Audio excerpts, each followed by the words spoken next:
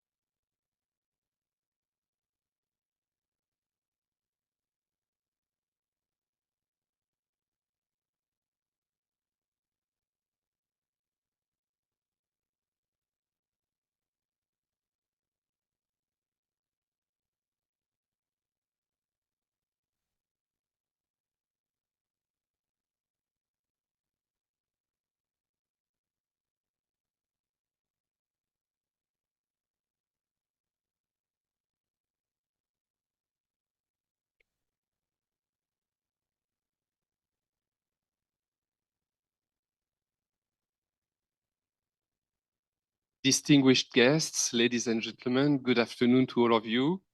It's a great pleasure for me to be here with this distinguished panel to moderate this Có thể session. điều hành cái phiên này tiếp theo của chúng ta. Đây là một cái sự kiện mà chúng ta biết là được hỗ trợ bởi phái đoàn Liên minh châu Âu tại Việt Nam, và nội dung của chủ đề của chúng ta chiều nay là cách tiếp cận đa phương đối với Biển Trung và đối với Biển Đông, và chúng ta sẽ xem cách thức mà đa phương có thể đóng góp vào cái sự phát triển của tiến triển của Biển Đông, và có thể xem xét một số cái cơ chế đa phương nó có liên quan tới cái hoạt động của hợp tác ở khu vực Biển Đông này và ở khu vực ASEAN, vì chúng ta còn có một số những cái học giả và diễn giả China Sea. And as far as others like us are concerned, how can extra-regional powers like the EU or more global groupings like the G7, the United Nations, contribute also to the peaceful management of the South China Sea? We heard this morning in particular that some voices in the region are advising non-regional actors to stay out of the fray. Some others were saying it's not possible. Is it even desirable? The EU, for instance, does not think that it should stay out of the business of the region precisely because we do a lot of business in the region. Some 40% of EU trade passes through the South China Sea. And this will only increase as we are developing very fast our trading relations with ASEAN countries. We also believe that the EU can contribute as a model of regional integration. We have something concrete and substantial to offer this region from our own sometimes difficult and long-standing experience of integration and overcoming national and international disputes.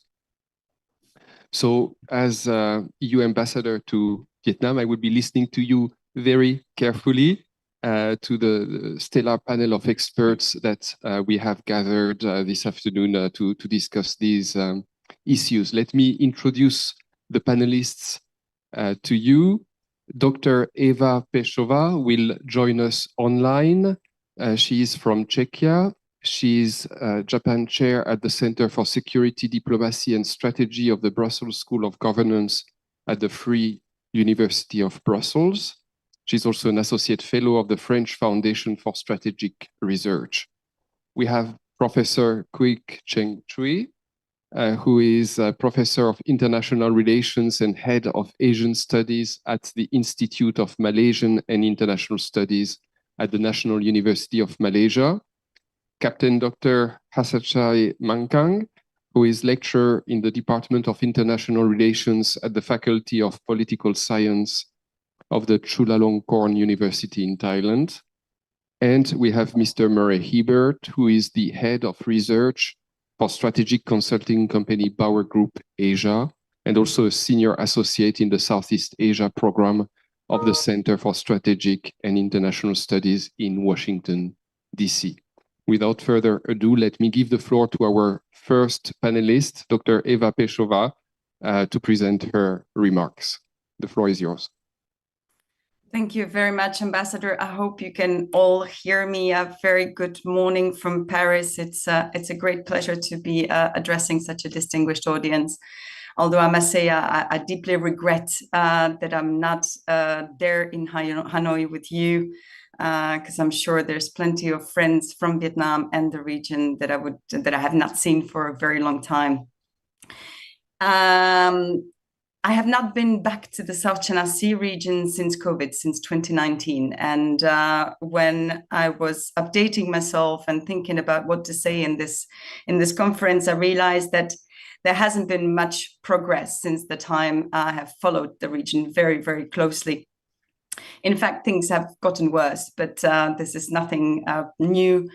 Things have gotten worse due to the US-China rivalry, which really has this pervasive effect on everything we do and the way we cooperate in the region and globally. And things have gotten worse in Europe. Again, no need to remind you of the many burning security challenges that Europe is dealing in at its doorsteps. So I thought that while I'm the only European speaker at this panel, it is a bit of my duty to reassure you, and that would be, I suppose, the main point of my intervention, is to reassure you that the European interest in the region has not waned. And I will do so by also explaining some of the recent developments and how they can contribute to the South China Sea tensions, hopefully positively, of course. So I will share my presentation. That's okay. Yes, I have to say I did not originally foresee to do a PowerPoint, but then I realized you see me on the big screen, so I thought I would spare you just looking at my face on a big screen for 10 minutes. So it will be very basic.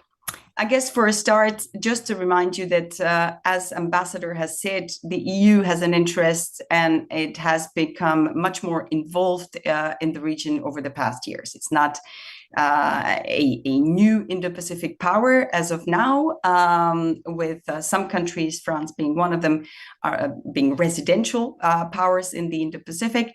And maritime security really is the key driver of the EU's engagement in the region. For all the reasons, for trade, for all the reasons that Ambassador has mentioned, the EU and European member states have really a vital interest to actually contribute and try to uphold freedom of navigation and a safe and stable maritime environment. We now have an Indo-Pacific strategy since 2021, which builds up on the strategies of its member states. France, Germany, Netherlands have really contributed to this build-up, but also smaller countries, including mine, that do not have a sea, like the Czech Republic, have joined. And I think that reflects a consensus among the European member states of the importance that they see in the Indo-Pacific as being the future of being where the future is going to be really shaped of global affairs. You will find all the keywords of freedom, openness, inclusivity, focus on functional issues, multilateralism. Of course, ASEAN centrality is inbuilt in all these strategic documents.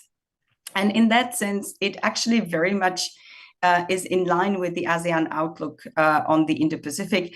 And to be fair, having studied the process of elaboration of this strategy, the ASEAN outlook was actually one of the inspirations for the European Indo-Pacific strategy.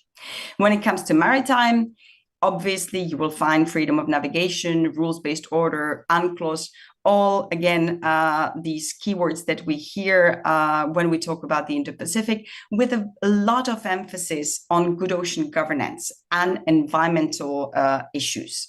So the global commons, the need to protect the global commons, or the vision of maritime environment as a global commons, is really omnipresent in all those strategic documents. When it comes to the toolbox, as you know, the EU is not a traditional security player in the sense that it does not have an army or a standing naval force of its own. So it needs to be a little bit creative. It's maritime, I call it external action, is composed of this political, practical, and normative pillar. Political being the strategic documents, being the partnerships that have been forged recently and then throughout the years, but really stepped up recently between the EU and its regional partners, including Vietnam. The practical are the sort of nitty-gritty, everyday functional maritime security issues that we have been dealing with and that we use to build capacity of our partners, or also to just have dialogue with our partners, because of course it's not a one-way street. And the normative, as you know, Europe always calls itself a normative superpower, which in the past have not been always very positively perceived. We didn't want to be patronizing anyone, but it seems to me that against the current geopolitical background and the US-China rivalry and what we see, the need to uphold the rule of law is frankly much more important. And I will get into these specific parts a little bit more in detail. When it comes to the South China Sea, more specifically, when we zoom in, two major strategic documents come up: the EU Maritime Security Strategy and, of course, the EU Strategy for the Indo-Pacific. And I thought I would just, these are just few snapshots to remind that although the member states' naval activities are often dissociated from the EU, they are in fact connected, because the EU's Maritime Security Strategy recalls and encourages the member states' navies to play a strategic role in defending the freedom of navigation and fighting criminality on behalf of the trading bloc itself. Now, of course, they also recall the importance of the South China Sea. You will find all of this language. And on top, of course, of these whatever strategic documents that we may call, there are also regular statements by speakers, etc., by the member states that can be taken at the face value every time there is an incident. And I will not be reading my slide because I see that time is running out fast, but just to reassure that, of course, Europeans are watching. What you may have noticed in the region is the increased presence of European navies. And that's why I was also wanting to make the link with member states. The French are, of course, always present in the region, but the way they operate is slightly different from the Americans. And this is the difference that I guess I want to emphasize as well, and we can discuss afterwards. Deployed a submarine mission already in 2020. The Germans have joined in 2021. The Dutch have joined a British-led carrier strike group also in 2021, really putting a much more concrete face to these political documents that have been issued before that. And recently also the Italians. Now, on the EU level, and this is something that you'll see on the screen, there has been also a decision to extend a concept that is called the Coordinated Maritime Presences, which is basically information sharing system that now enables the EU to have eyes and ears at sea in the region. And you may have heard about a possibility to, of course, go even further beyond the Indian Ocean. Now, what does it mean? It has been too little to some, too much to others. And I understand you have been discussing this also previously. How is it accepted? Southeast Asia from the research I've made, has mixed feelings about it, quite obvious again. On the one hand, it is seen somehow as an alternative, but not perhaps strong enough. And on the other hand, logically, of course, if you have too many ships and in the region, it may exacerbate to a certain extent and or trigger accidental clashes. The Chinese reaction, no doubt, has been negative, but here I would like to say that even for analysts, it was very interesting to see the different reactions that China had to the different member states' navies, because they operate in very different ways. And it allows us to test also Chinese reactions and to see the red lines, because we know that with this filter of US-China rivalry, anything that is connected to the US is going to be, there is a cognitive bias and is obviously going to be perceived in a much more negative way. And we need to expand this middle place. We need to see where we can still find ways to engage with China. What I call the like-minded partners is basically Japan, Korea, the ones that have been, frankly, the primary destinataire of these deployments, to make sure that the Europeans are there. The navies have held joint exercises, have joined multilateral naval exercises. So there is, of course, a lesson of interoperability and confidence behind these exercises. The US keep seeing it as too little, but we do not pretend to be a game changer in terms of navies, in terms of military force, of course, in the region, because that is simply not the EU's what the EU is about. But frankly, I think it deserves some credit that if you have a country that does not really have an ocean-going capacity and takes the pain and the political and the financial burden it represents to send it all the way to the other side of the world, is something that really is to remind you of the commitment. Now, the practical cooperation is perhaps the most important. And I'm sorry, I'll be a little bit over time. Maritime domain awareness is something that I'm sure colleagues that are probably in the room with you have been talking about. That is one of the things that the EU has been trying to promote in the region, in the Indian Ocean originally, but also further east, with locally owned, free, for everyone, information sharing systems such as the EIRIS that you see on the screen on the right. Piracy, transnational crime, IUU fishing, which really is a key concern in Southeast Asia, are all things that the EU has been working very actively in Africa, in other parts of the world, and that we are more than happy to discuss and be much more involved in the region. Recently, hybrid threats, gray zone operations, I mean, that's the kind of words of the day. No need to remind you that this is something that the Europeans are fighting every day in the context of Russia and other powers. So again, this is something that we can discuss together. It doesn't mean that we have to teach anyone. It is something that we have in common. Since we're talking about multilateralism, we have seen this fragmentation of the regional multilateral structures, which has led to this emergence of minilaterals. And I'm not talking about AUKUS and I'm not talking about Quad. I'm talking about functional, smaller scale minilateral groupings. The EU could work with Philippines and Vietnam, for instance, when it comes to understanding of UNCLOS. I tuned in for the rest of the previous session and I understood that we need a common understanding of international law and UNCLOS. I mean, this is something that we surely can provide. And I know my time is up, so this is it. When reading the latest State of Southeast Asia opinion survey by the Yusuf Ishak Institute, I was happy to see that the EU is still a trusted partner. I suppose to some extent, it does give us a little bit of legitimacy. precisely because we are not US or China. We do not have a stake in the region, but we do have a very interesting, important interest.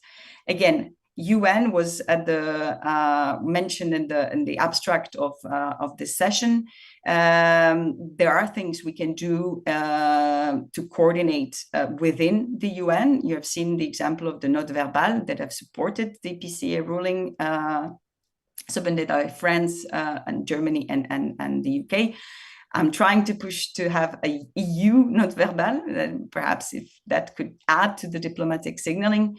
But bottom line, I think it's important to just recall that multilateralism is not dead. It is in danger, but it's up to middle powers like us in that sense, those who are stuck in the middle of this great power rivalry to uphold it. And I will probably stop here. Thank you very much, Dr. Pešová, for underlining that the EU is attaching increasing importance to the Indo-Pacific, and this despite the current crisis in the neighborhood of the EU. This is translated, as you said, in the Indo-Pacific strategy of the EU, but also in the presence of naval forces of EU member states in the region and in practical cooperation in maritime security. So now, let me come to the second speaker, Professor Keuk Cheng Chui. The floor is yours.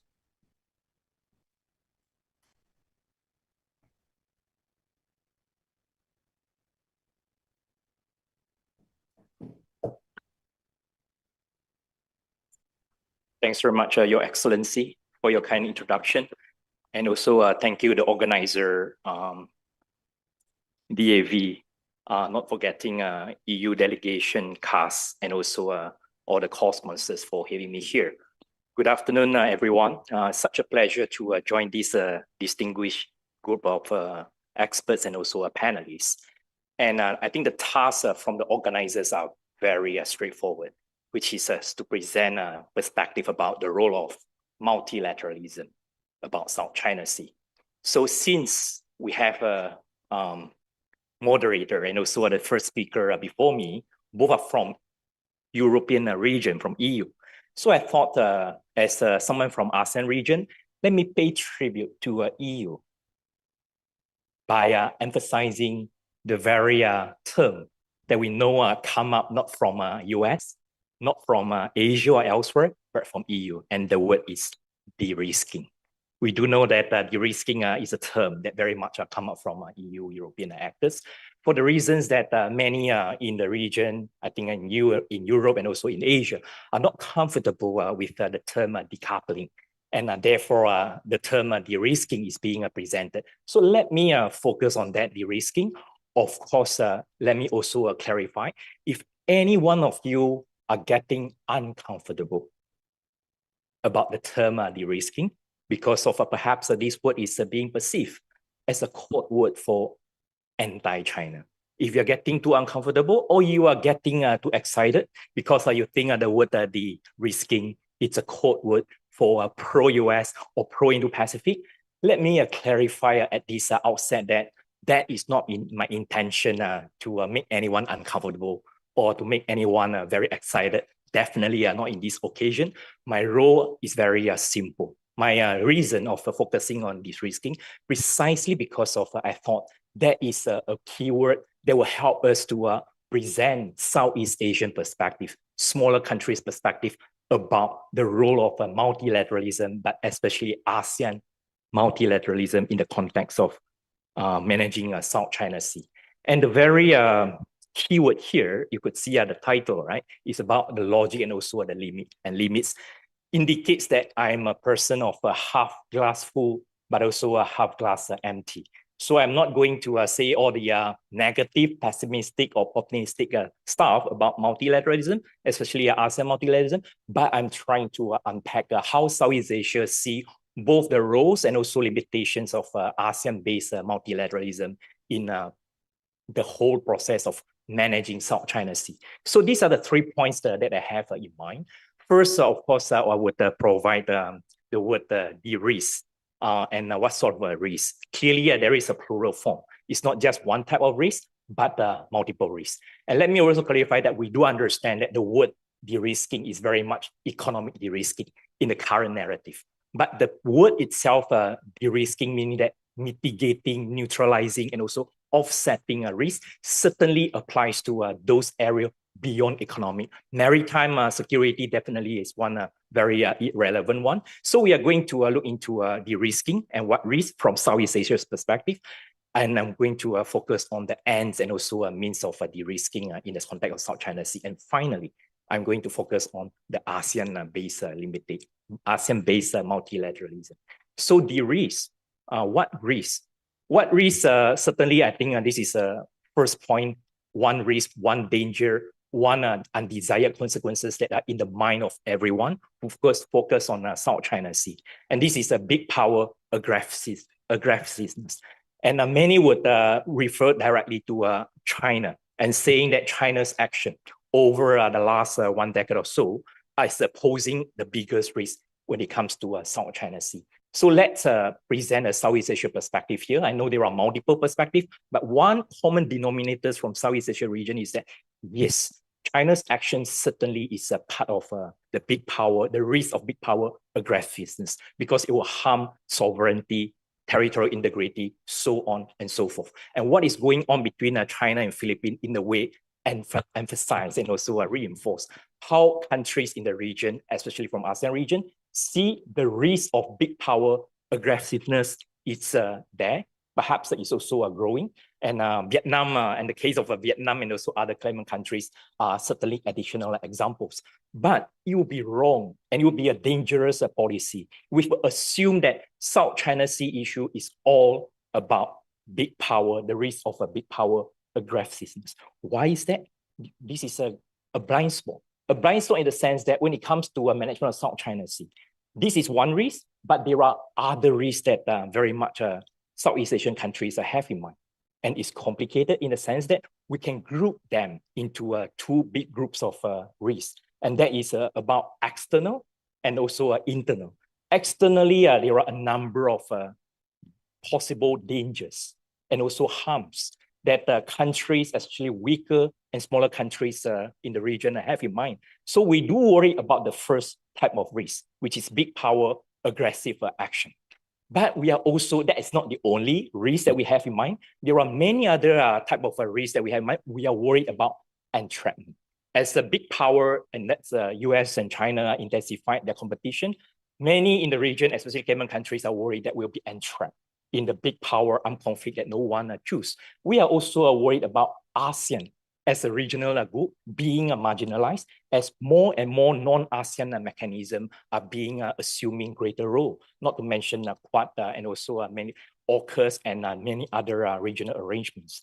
Unilateral arrangement have been put forward. So we are also worried that as more pressure put on smaller countries, countries in the region will be polarized. They will be either you are with us or you are against us. And again, ASEAN countries are worried that will be entrapped in the game that big power plays. Finally, we say that all politics is domestic, is local. All domestic politics in the sense that ruling elites, they wake up every morning. They are not thinking about what really is going on about South China Sea. They are thinking about domestic. Whether it is a democratic system, whether it is authoritarian system, ruling elites in all ASEAN capitals, they wake up every morning thinking about the domestic legitimacy, domestic authority. How can I continue to rule my own country? And this is how they see the ongoing dynamics in the South China Sea. And the next slide, and I'm not going to read out, everybody can read, but I do want to highlight a number of points that it is where the ends and means are very relevant for us to assess what are the limits and what are the role of multilateralism that the one based on ASEAN. So there are a few things that need to be highlighted about both the list of ends and the list of means.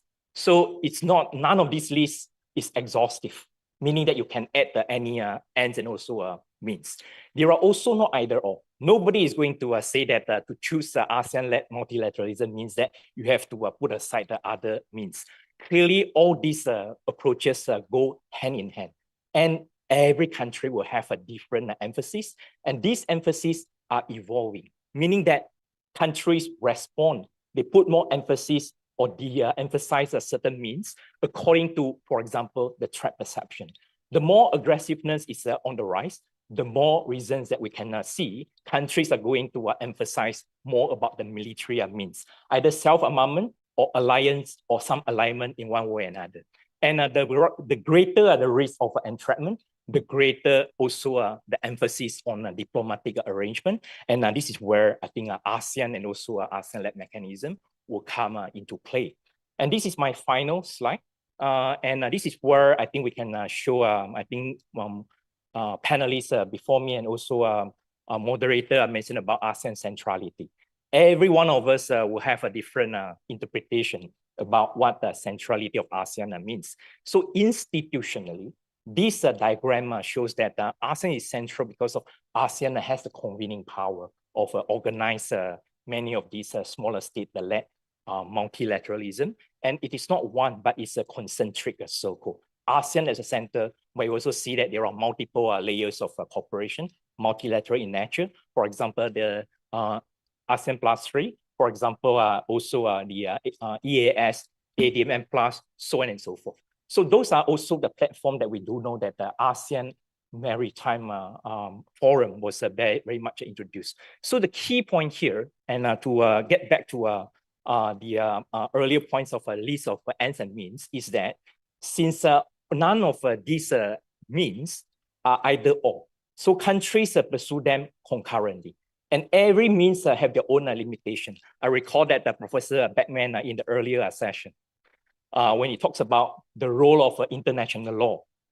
International law, it's certainly legally binding, but doesn't have the enforcement power. So this is one indicator to show that every of the means that on this list, there are performing some roles, they are performing some purposes, but they have their own limitations. And therefore, countries would choose to pursue them concurrently and try to complement each other based on how a situation evolves. And this is where the ASEAN-led mechanism is indispensable. They are imperfect. They are also insufficient, but indispensable. Indispensable in the sense that they still provide a number of key roles that we cannot expect from other means. For example, the intra-ASEAN issues. So I think many have taken for granted that the current calm, stable relationship among ASEAN countries, but forgetting, not overlooking that the ASEAN-led mechanism clearly play a role, an institution for countries within ASEAN region to complement each other. So that is one indispensable aspect of ASEAN-led mechanism, despite all the limitation and also problems that we are seeing. And there are other indispensable aspect of ASEAN-led mechanism in the form of it provide almost the only platform where allow all big powers in and out of the region to come and also to interact. And you can say that these are just talk shop, but again, talk is better than war. And they are continuing processes, at least keep the platform ongoing. And finally, we could also say that with all the limitation, ASEAN-led mechanism certainly provide a kind of collective platform to manage transboundary problems that no one single country, no one single entity can manage.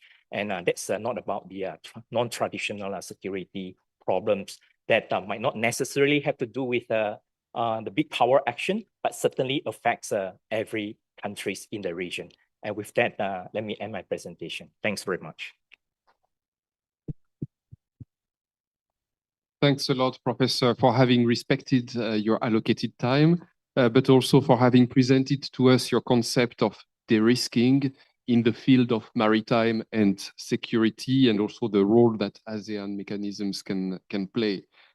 You underlined also an important element to reduce risks, which you described as balance of powers. And in a sense, that is an answer to the question that we are debating here in this panel session, which is the role of multilateralism. So let me turn now to our third speaker, Captain Dr. Hasachai Mangkang. The floor is yours.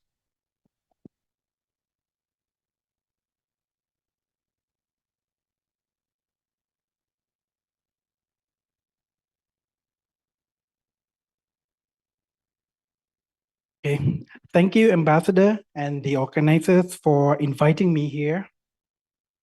Today, I would like to talk about the blue economy and its implications to the South China Sea maritime sustainability. My question is, how can we achieve sustainability in South China Sea? And what are the obstacles for that? My answer is, as economic power has shifted from the West to the East, it creates a common concern for sustainable economic development. This is why we need a new concept of economic development, the blue economy, which is my focus today. However, the problem of achieving this concept is the old idea of capitalist world system that put importance to countries' economic prosperity measured by GDP, for example. To solve this problem, we need states and government agencies to cooperate internationally through international maritime institutions. Moreover, for governments must strengthen the power of the local people, especially those in littoral areas, through decentralization. These strategies could make us realize the blue economy. There are three questions I want to emphasize. First, what are the blue economy and its megatrends? Second, does the blue economy have anything to do with sustainability in South China Sea? And third, what can we do to achieve the blue economy?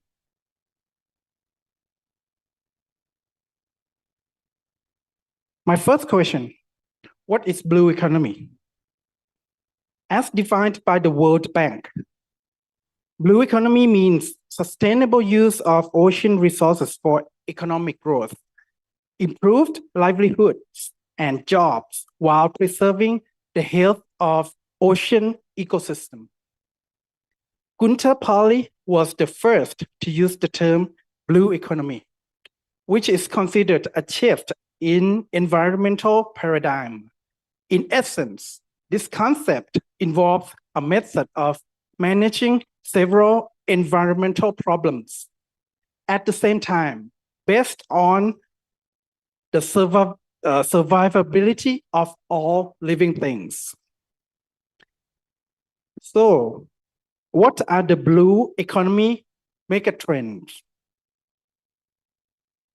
There are 5 megatrends for blue economy. The blue economy trend is driven by macroeconomic and geostrategic factors that determine the future direction of the world.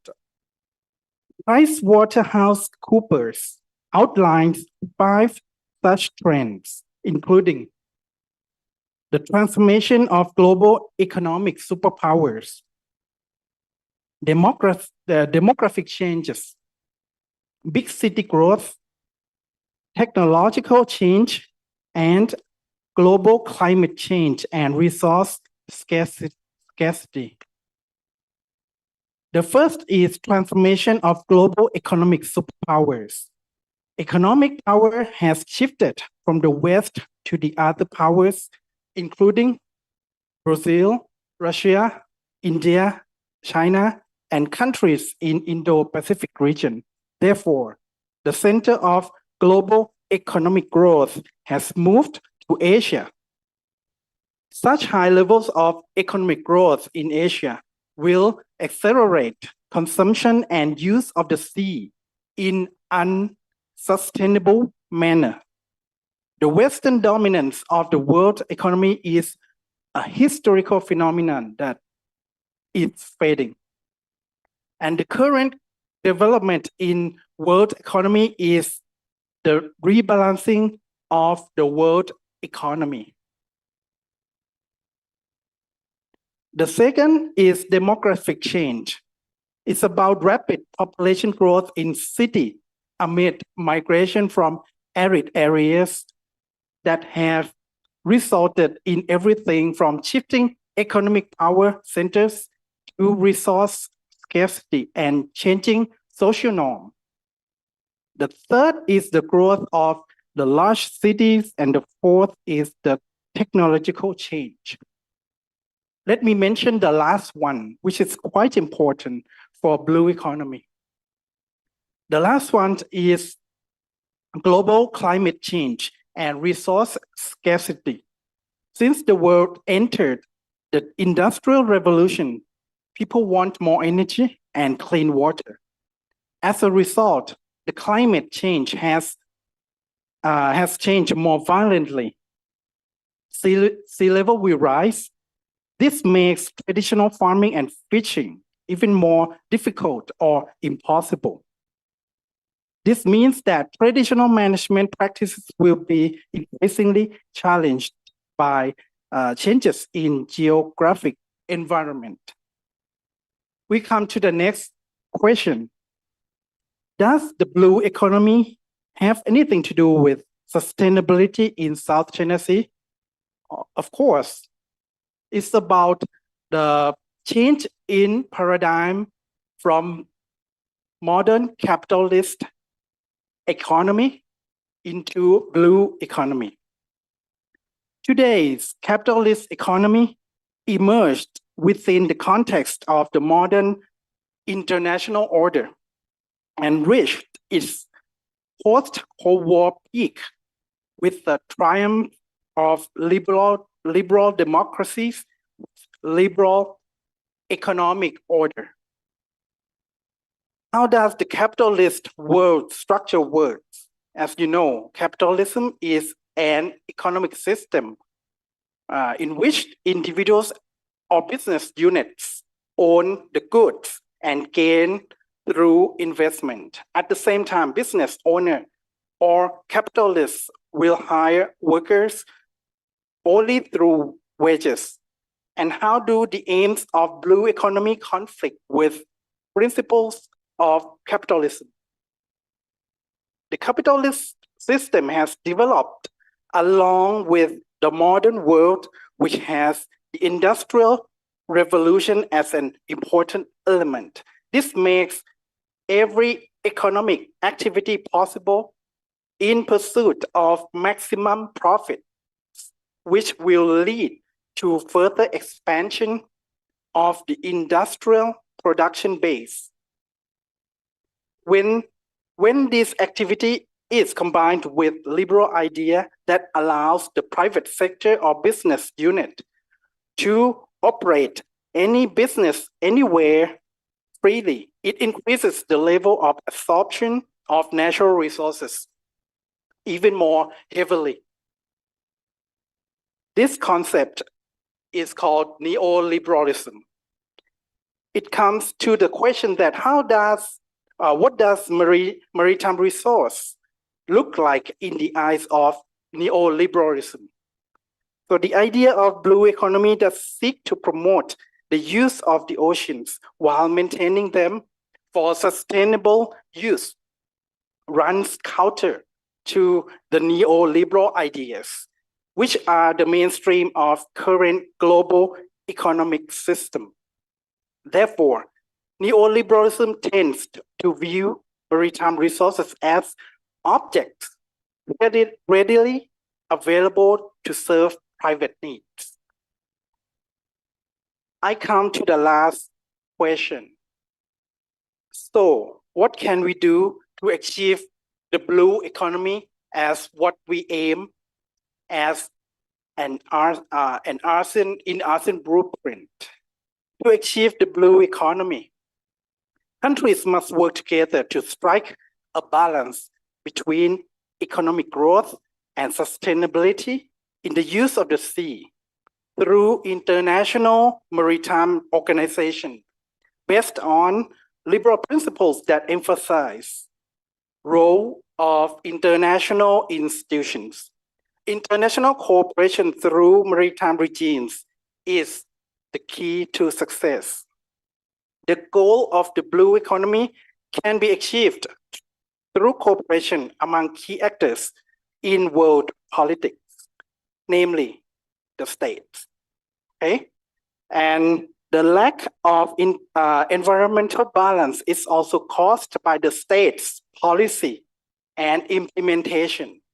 So the state itself must manage such problems by working together with the goal of gaining reciprocal benefits that are greater than just their own immediate benefits.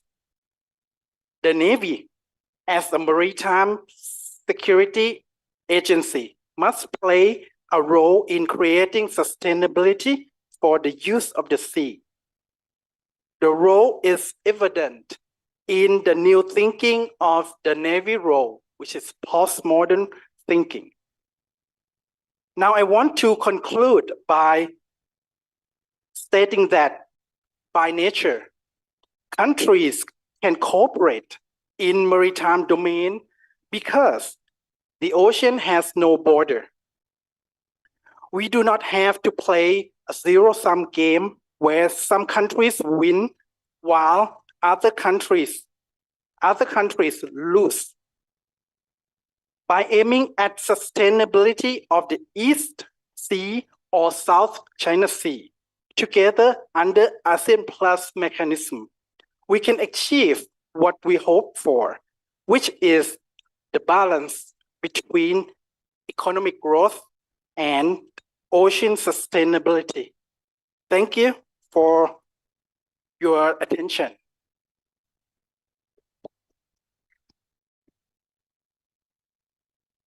Thank you very much for having looked at the South China Sea from the blue economy angle. You've underlined the economic and demographic shifts in the world that lead to resource scarcity. And of course, that's particularly relevant for the South China Sea that lies at the epicenter of economic and demographic growth today. And your conclusion, I think we have to underline, is that international cooperation and only international cooperation can lead to sustainable management of the blue economy in the South China Sea. We are coming now to our last speaker for this panel session, Mr. Murray Hibbert. The floor is yours.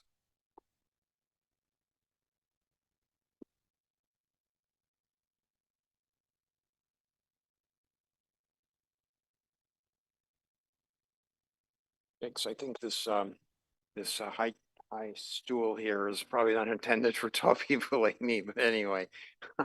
I'd like to, like my colleagues, thank the organizers, thank the chair, thank my panel colleagues for my ability to be here and participate in this conference. I was charged with writing Can ASEAN maintain centrality to really address the challenge in the South China Sea. And this is the third panel. I am probably the 13th person that will address this issue. Almost every panel, beginning with Carl Thayer, Dr. Sun, Greg Poling, and then Dr. Queck just knocked it out of the park here. So I was, before I start, I'm going to tell you as Cheng Chui was speaking, I thought of a story I might have read in the New Yorker maybe 25 years ago, and it just popped in my head. And it's this journalist was covering a beauty contest, and I think it was in Russia, but I don't remember for sure. So it has nothing to do with Russia anyway. But the author was going through, how it was organized and who won first prize, what they got, second prize, what they got. And the third prize, he said, was a 1 week all expense paid trip to Pyongyang. And the guy ends, there's no prize for coming in third in whatever country that was. And I feel a little bit like that. I'm not going to go off to Pyongyang yet though this afternoon. My My answer to this question is really quite simple. Under the current tensions in the region, ASEAN probably can't play a key role in resolving the tensions in the South China Sea. It can play a role, but not a key role, even though probably 75 or 80% of us in this room wish they could.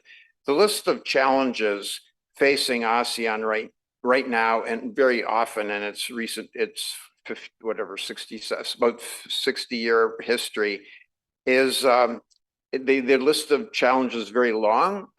They're trying to recover from post-COVID economic challenges. They're trying to figure out how to manage water shortage in the South China, in the Mekong, caused by El Nino for sure, but also by 11 dams on the Chinese side and 2 in Laos and 1 in Cambodia that are holding back water. They're also trying to figure out what the heck to do about Myanmar, a really grave humanitarian problem where people are being, dying from a humanitarian crisis, from military fighting, etc. And so, yes, the South China Sea is one of those priorities, but what I was listing is all priorities that ASEAN has not been able to deal with in the last 5 or 7 years. That doesn't mean that ASEAN hasn't had successes over the years. One of its successes that ASEAN's often mention, except maybe in Vietnam. Sorry, I'm going to use that example, but when in the early 80s, when there was a crisis in Cambodia, the ASEAN, the 6 original members, and were cooperating with both the United States and China and managed to bring a settlement to the conflict in Cambodia, have elections. I'm not sure it was happy ever after, but at least it was it ended that period of fighting. And then I think more recently in the 2000s and the 2010s, after the group had added 4 more countries, it has managed to do quite well in the economic sphere. It managed to negotiate ASEAN-wide ASEAN Economic Cooperation Agreement, in which it slashed tariffs and reduced barriers to trade, which was really quite significant. It negotiated a bilateral trade agreement with China, which really was maybe a little bit, some people had buyer's remorse after that because China just really dominated a lot of their markets. And then more recently, though, it was the Regional Comprehensive Economic Partnership, RCEP, which ASEAN negotiated with China and a bunch of other countries in the region. But as the tensions in the South China Sea have increased after the 2009 period, when several claimants in ASEAN and China submitted their competing and overlapping claims to the UN, really the ASEAN grouping has struggled to be able to really play a central role and negotiate any role in the conflict. Although ASEAN keeps South China Sea on the agenda, it really can't reach consensus, even among itself, as several speakers have said, in addressing the dispute. Even the 4 claimants have different views on how to approach this. Several want to hide under the table and pretend it's not happening. And then after 2012, after the Scarborough affair, ASEAN leaders, as at least one speaker mentioned, had an ASEAN meeting a few months later and in Phnom Penh, and couldn't come to an agreement on a joint statement. And that really has begun a period where ASEAN the joint statements often can't say very much. So with that failure, since that failure, ASEAN really hasn't been able to do anything more than having individual groupings kind of name and shame China for some of its activities. In recent years, so China rebuilt up some artificial islands. and militarized some of them, which it's now using to harass oil and gas companies operating off Vanguard Bank, off the Mekong Delta, off northern Borneo, and then also in the Philippines. And today, really, Beijing, with its military modernization and militarized artificial islands, has given China virtual control of this, virtual uncontested control of the South China Sea. There's really very little that anybody can do to dislodge China, in my view. And under President Trump in 2017, the US stepped up its freedom of navigation operations, and gradually the South China Sea has become increasingly, great powers have gradually been enmeshed in the South China Sea. And, you know, this one thing that I think is very clear is that the ASEAN countries really don't want this great power competition. A lot of people have badmouthed China here a lot today, but the ASEANs actually want a lot of economic cooperation with China. China's trade with Southeast Asia is double that of the United States. Its investment is still behind, but it's catching up. And they really want to see China also have a role. And they're very concerned that the US and China will get out of the conflict, will get out of control, and that they'll be squeezed.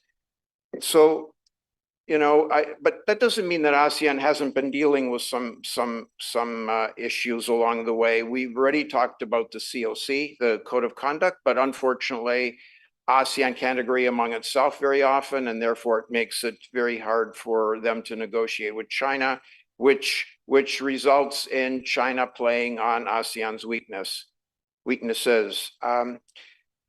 The other challenge for ASEAN is often, I would view, I have lived a third of my life in Southeast Asia, so I don't want to sound like I'm bad-mouthing ASEAN, but they often have a very defeatist attitude toward dealing with superpowers and don't realize that they actually have a lot of agency.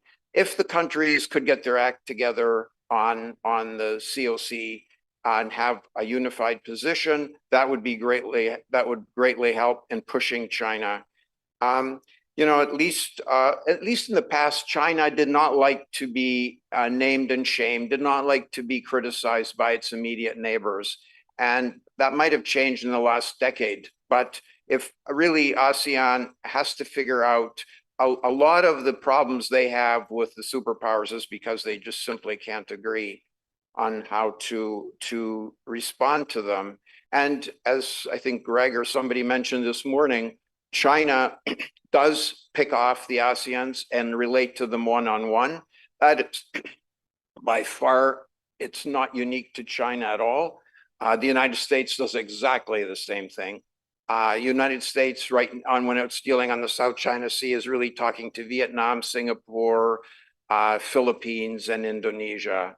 It doesn't deal, Professor Quek, doesn't even deal with Malaysia because they don't want to be seen on this issue. The one area which the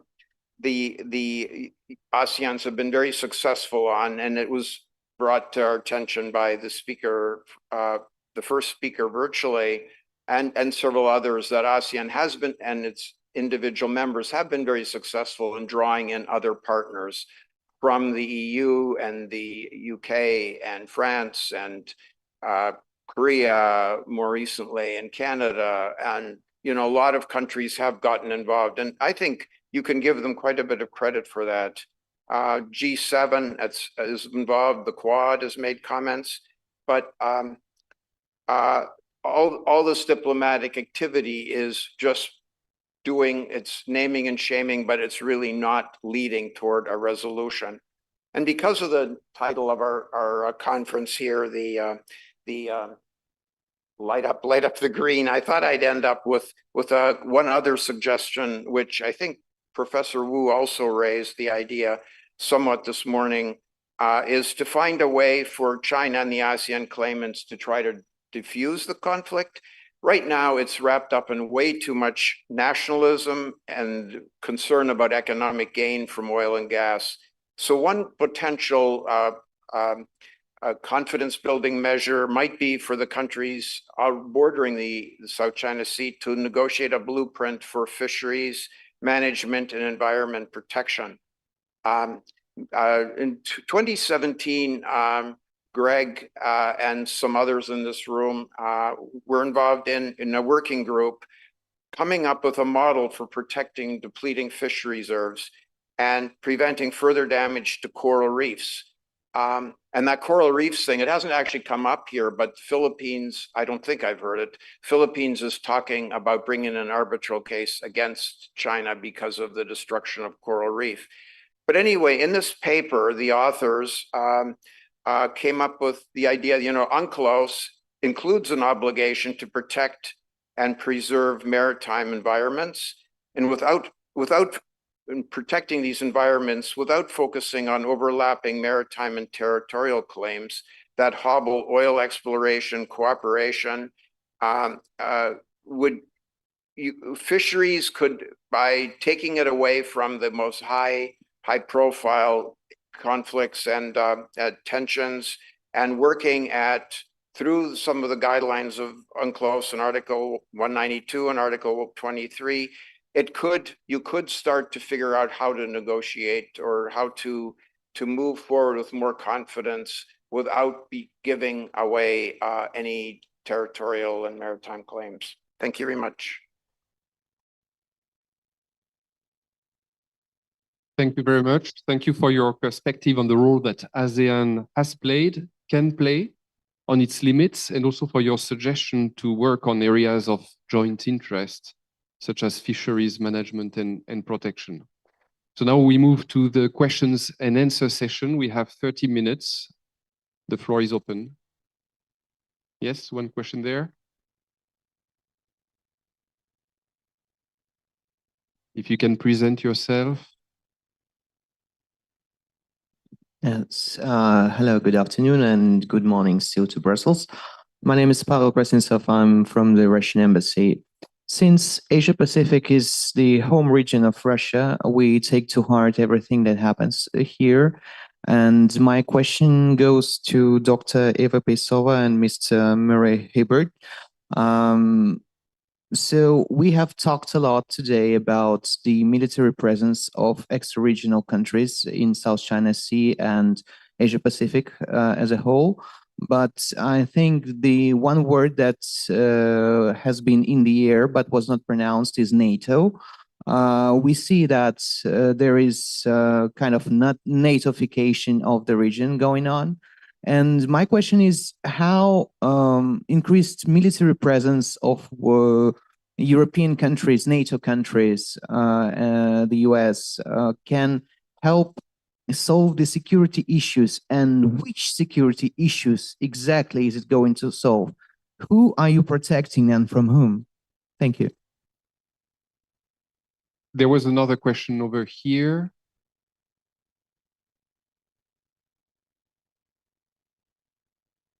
Yes, thank you. Sean O'Malley from Dongsa University in South Korea. Mr. Hebert stated that in some respects, ASEAN states underestimate their agency when it comes to dealing with China. And I would say the same in many ways applies to South Korea and the way that they try to deal with China as well. When we look at multilateralism, a few speakers have mentioned or at least implied that focusing on non-traditional security areas may lead to greater or deeper dialogue with China that may help deal with more intractable issues. And my question is, open for all panelists, if you had to choose one or two areas of non-traditional security where you think cooperation and dialogue may lessen Chinese, what I would characterize as bullying in the region towards either South Korea or Southeast Asian states, what would those areas be? Thank you. Other questions? Yes. Two brief questions, if I may. Professor Quick, Murray made a reference to Malaysia not wanting to be seen on the South China Sea issue. And we haven't heard much about Malaysia so far today. I wonder if you could elaborate a little bit on what you think the policy of the current Anwar government is, and if it's shifting, as I think we've seen policy shifting in Hanoi, Jakarta, and Manila. And to Ava, a somewhat similar question on the European Union. Early this year, we saw all of the European states who have representation in Manila issue a joint statement on the anniversary of the Arbitral Award, voicing their support. So now I think almost half, maybe just over half of the EU has gone on record calling for compliance with the award. Do we expect to actually see a united EU position as we did in early 2016, which then fractured after the award came out? Thank you. Shall we start with you, Mr. Murray? Several questions were being addressed to you. Does this work automatically? I think so. I think I'll maybe focus on the what ASEAN can do to express its agency more clearly. I mentioned the area of fisheries, but I did a lot of research on China-Southeast Asia relations, and a couple of years ago for a project. And one of the things that I found is that ASEAN, when they were talking about building a railroad with China, if they were talking about ports, many different types of projects, when China would close the border and say that it was closing it for health and sanitary reasons, the ASEANs didn't talk to each other. So Laos had no idea that Thailand had negotiated down the interest rates on that China's banks were going to charge them for the railroad. Myanmar had no idea that Malaysia had negotiated with China to shrink the size of its railroad when they thought they had to take a very big, this is pre-coup, had to take a very big port that was not fit for Myanmar. It was way too expensive.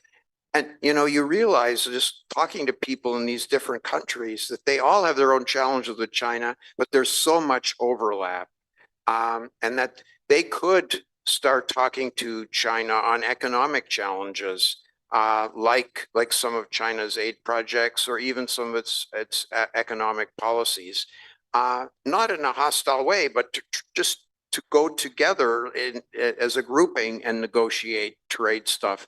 If China can pick off one country after the other and get a certain interest rate or certain deals for importing fruit or etc., that just really results in a lot of chaos.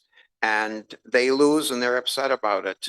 They really, one thing I would say is that the Southeast Asians really they find China to provide a lot of opportunity, but they also find, you know, some challenges.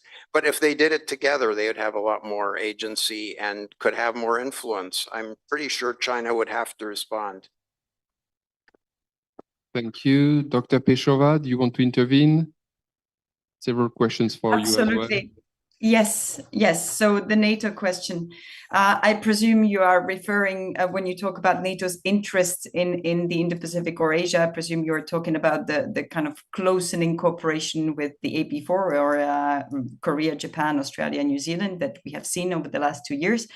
I think there has been a lot of misperceptions or willing misinterpretation of what has happened. To recall, this really refers to more practical cooperation in global security challenges, emerging disruptive technologies, cyberspace, etc. So it is more about exchanging experiences, lessons, technologies, and it has nothing to do with the geographical area, be it South China Sea or East Asia in general. So in that sense, if Italy, Germany, France, or other European countries go to the region, they certainly do that in their own national capacities and have certainly not coordinated with the NATO and should not be viewed anyhow in an associated view with what NATO has been doing. And I hope it is clear. I think it should be repeated much more.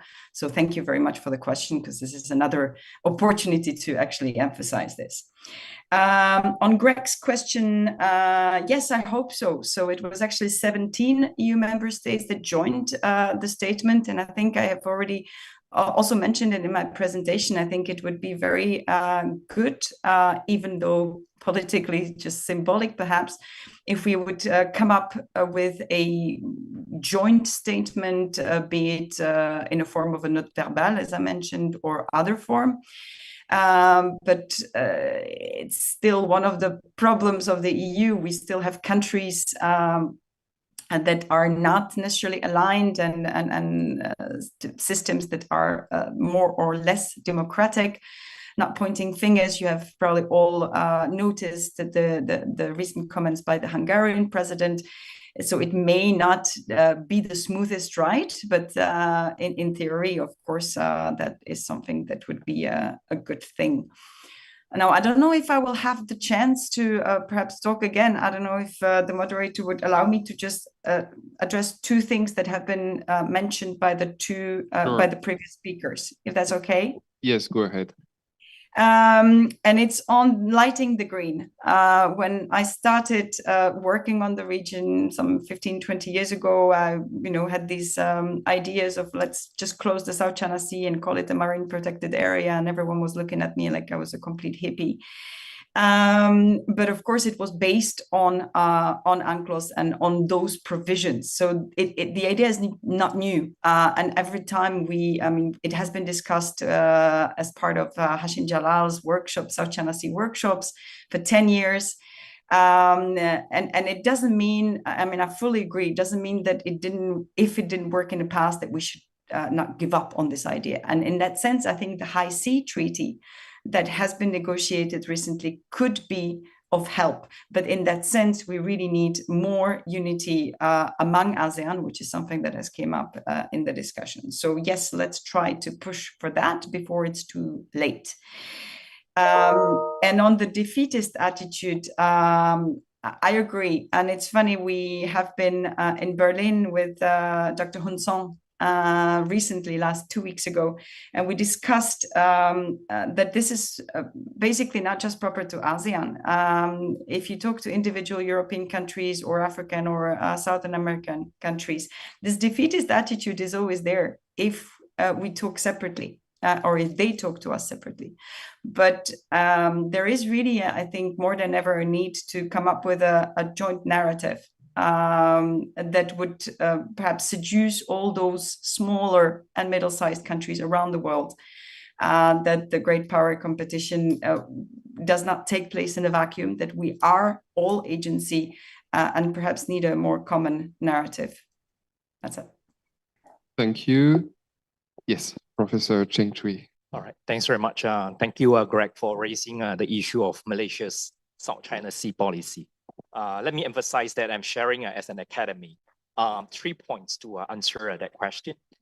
Number one, I think we need to put things in perspective, in the sense that if you put yourself in Malaysia's shoes, when we deal with territorial issue, South China Sea is one of the many territorial problems that Malaysia face.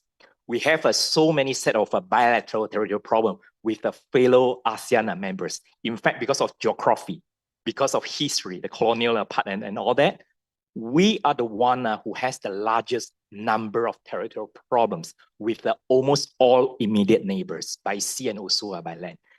Malaysia, Indonesia, Malaysia, Singapore, Malaysia, Brunei, Malaysia, Thailand, Malaysia, Vietnam. South China Sea is another set of issue. So if you put yourself in our perspective, as a smaller, weaker country, you look around and management of territorial problems, you will say that we can't even solve those territorial problems involving immediate neighbors and also a fellow ASEAN member, despite the fact that ASEAN has been in existence since 1967.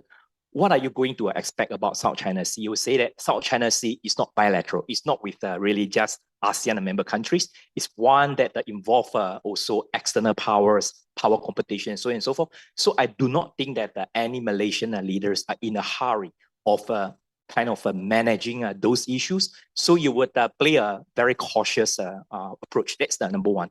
Number two is that, again, as a smaller, weaker country, right? To what extent you're going to push back? To what extent you're going to use defense and military tools? It depends on a number of things. Number one is that we used to put all our eggs in the Western basket, right? First thing we did since getting independence 1957 to 1971, we were completely siding with the West. UK directly through UMDA, US indirectly, even though we didn't join CETO.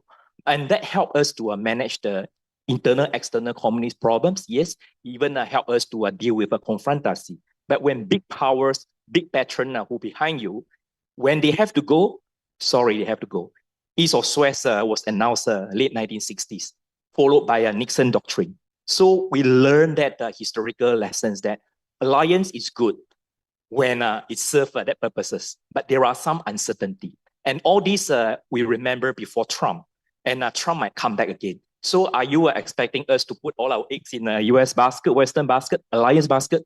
I think it depends on how China is going to push us, right? If China harm us the way they harm other countries or threaten other countries, maybe there are time to act and also adjust, right?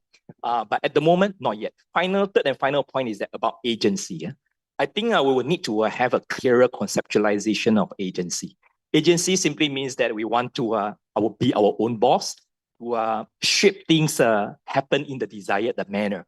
But agency doesn't necessarily mean that you have to shout out loud, saying and also speaking everything that you are saying. The agency should be measured, not so much about things that have been said explicitly. Agency has to be measured along the actual actions. Let's take one example and then we'll stop, is that AUKUS, right? Malaysia's position about AUKUS is widely misunderstood because it's a deliberate counter-intuitive one, counteracting two-pronged. On the one hand, yes, Malaysia and Indonesia, these are the two countries in Southeast Asia who express concern about the implication of AUKUS as a mechanism. That is something that led many have the impression that Malaysia seems to be anti-AUKUS. So in private conversation, I've been clarifying that there is only one aspect of seeing Malaysia's policy about AUKUS. On the other side, before, during, and after Malaysian government and successive governments expressed concern about AUKUS, at the same time, Malaysian government has always maintained and in fact upgrade the long-standing defense partnership with each of the AUKUS power, Australia, UK, US. So what does it mean? It means that you are trying to do different means and approaches because there are different risks involved, right? So if there is not agency, I don't know what is agency. Agency simply means that you need to have some fallback position in place. You don't have to say it because saying it out loud might not be helpful. Saying it out loud might increase the risk and also uncertainties. I will stop here. Thank you. There was the question on non-traditional security areas where ASEAN, South Korea, others could play a role. You want to take it? Sure. The question about non-traditional issue that might work, right? Just pick one or two. For me, I think the first one, I think about the threat that could cause survival of the countries, every country's economy. That is the safety of the sea line of communication, the ship going in and out of the port of every country. That might come from the threat from the piracy, for example, and some other transnational crime that really affect the flow of communication at sea. The second one what I might pick is about the healthy ocean. It's about it does affect too, but it might not, you might not see it right away compared to the economy of the country. For example, it's the threat from not how do you not the eco tourism, the fishery that's not controlled, the unregulated fishery, for example. That is another issue that we might forget because we focus our attention on a lot on sovereignty at sea. Like I said before, if you were if you were in the Navy, like I used to, you see that the sea has no border. It's not like the land. The land has border. You have something that mark that it is the land. But the sea, we share things, you know, and it's a good place to start cooperation. It's at sea because it's a lot of thing that we share the interest, and I hope that if we could start cooperation at sea first, and I hope that the low political issue could spill over to other issues and create a sense of cooperation or even collaboration among countries. And then the conflict in the sovereignty conflict might not, countries might not see as that important that it is right now. Okay. So that's my answer for you. Thank you very much. We have time for a very short last round of questions, if there are still questions. There are 2 online from the room. I see no hand raised. Yes, over there. Hello, thank you, Chair. I have 2 questions. One for Captain Hassan Chai. So, blue economy concept, blue economy development in ASEAN and the South China Sea, right? Do you think usually historically, for ASEAN concept to successful, they usually want particular leader. So with that blue economy concept, do you think there should be a leader within ASEAN to sort of spearheading that? And how do you assess the blue economy framework that ASEAN has agreed with China? And for Eva, so you talk about naval deployment and naval presence as a part of the practical cooperation, right? And then in the next 1 or 2 years, we have seen plans from some of the European powers to bring back their naval assets to the Indo-Pacific. So what do you expect there would be anything different from their deployment this time in comparison with their deployment in 2021, and how to make such deployment both more strategic and also more meaningful for South China Sea deployment? Thank you. Thank you. And let me read the 2 questions online. One is about the role of the Navy or Coast Guard that can be played in the blue economy development. And the second one is about the impact of the proliferation of multilateral groups or cooperation with other partners like the US on ASEAN coherence. Who wants to start? Yes, Captain. I don't quite get your question. Could you ask again? The spearhead, some country could spearhead. It was what kind of should someone take the leadership in ASEAN on blue economy matters, and how do you assess the prospects of the blue economy initiative that has been taken under ASEAN, right? With China. Okay. Normally, cooperation among countries take place if you have great power to start first. But for the blue economy, I think it's the initiative from the United Nations and the EU, and then we implement it. And we have the blueprint for that. It's kind of, it comes up with something that is kind of natural because we face this the common threat from environmental degradation or something like that. So it's kind of hard to pick to say that great powers. What I say is it's U.S. or China or India or Russia would come and lead. So it's going to be us. And if you want me to pick one, I would say that countries that have the most their interest depends a lot on environmental degradation. It could be the maritime states. In South China Sea, maybe could be the Philippines, but the whole Asia, for the whole ASEAN, I would say that it could be Indonesia, because Indonesia, it's the biggest one. It's the biggest country in ASEAN, and there are a lot of islands in that country. So I would say that, but it doesn't mean that Indonesia will lead though. About China, I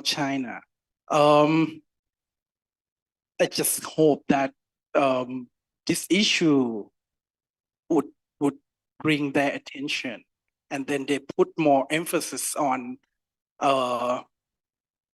environment rather than the growing economy, developing and emphasizing the string of pearl, emphasizing the maritime Silk Road.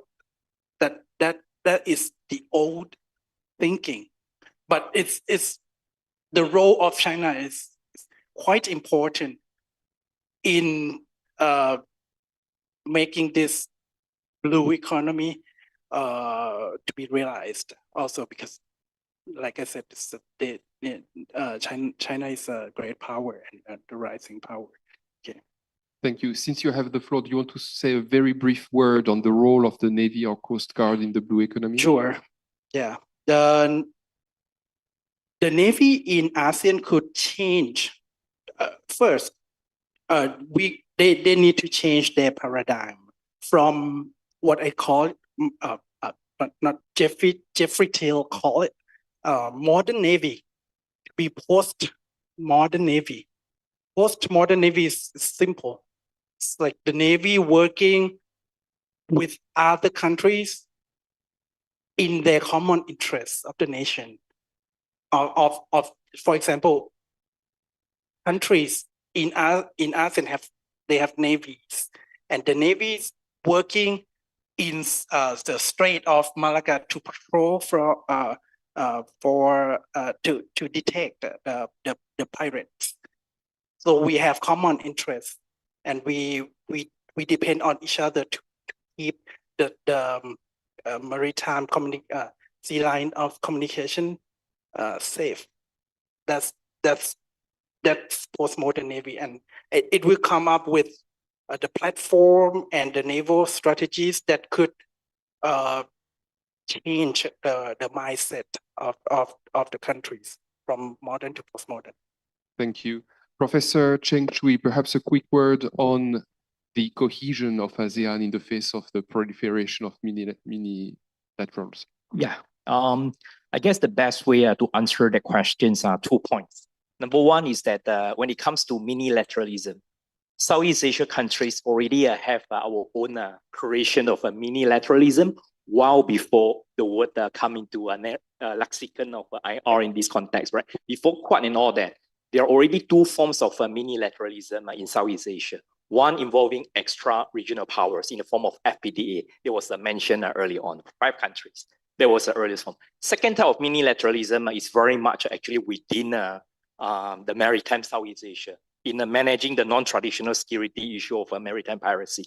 Strait of Malacca patrol, for example. When US offered itself for joint patrol, Indonesia and Malaysia said thanks and no thanks, and that pushed the MSP, Malacca Strait Patrol, involving Malaysia, Singapore, and also Indonesia, and then Thailand joined later. And then the other form of security minilateralism, indigenous one, in Southeast Asia, is on the other side of the sea, Sulu and also Sulawesi Sea, when Malaysia, Philippines, and Indonesia form the trilateral cooperative arrangement. So first point, Southeast Asia, minilateralism is not monopoly of Quad and US.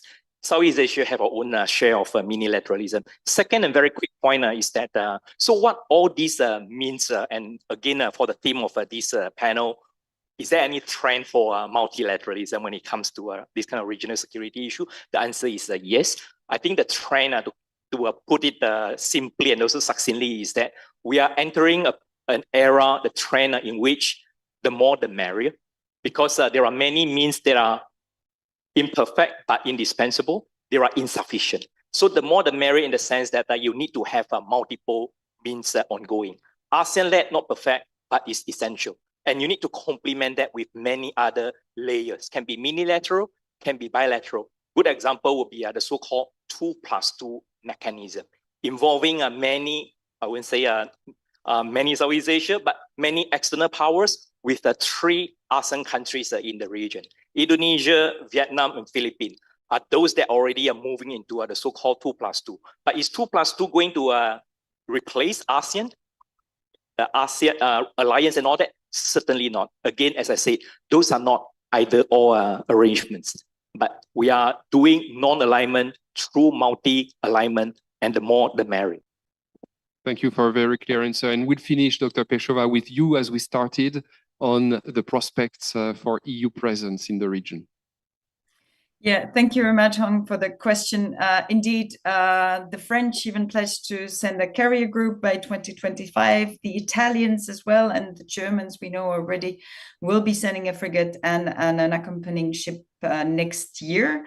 Ultimately, it's still, as I said, the tools of naval diplomacy, and everything really depends on how exactly will these deployments look like, where they will stop, which sensitive areas they will choose to fly through or not, and what sort of messages they could carry. And I think here we should remind that naval diplomacy, or that naval ships are not always, or do not need to be perceived only in a military context. They serve as diplomatic tools.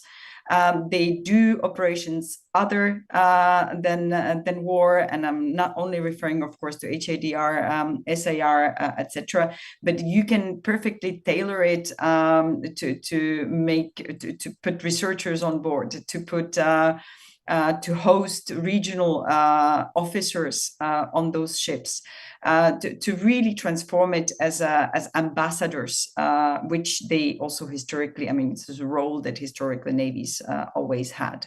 So I think that on the European side, this will be probably the most likely or the most positive, I would say, contribution. But of course, they will also train, as I said, and as they already did in the past, with the partners, because it is crucial for getting to know each other and for increasing our interoperability.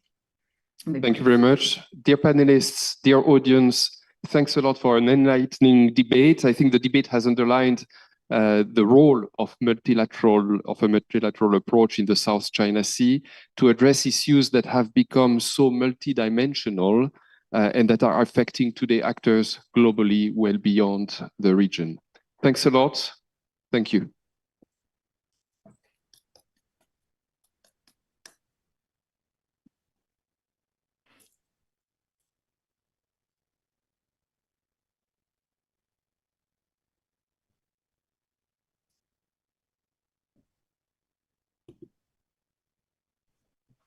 All right, thank you, moderators and distinguished speakers. So now we're going to take a 15-minute coffee break. Coffee is readily outside. And for our online audience, please come back in 15 minutes. And we're going to start session 4 on legal matter regarding the South China Sea issues. And don't forget that you can catch the live stream on our Facebook nghiên cứu Biển Đông I'll catch the live tweet on our Twitter, South China Sea Connect, and also on our YouTube, South China Sea Connect. And feel free to drop any comment or feedback or questions in any of those social media platform, as well as shoot us any questions in the Q&A chat box on Zoom at any given time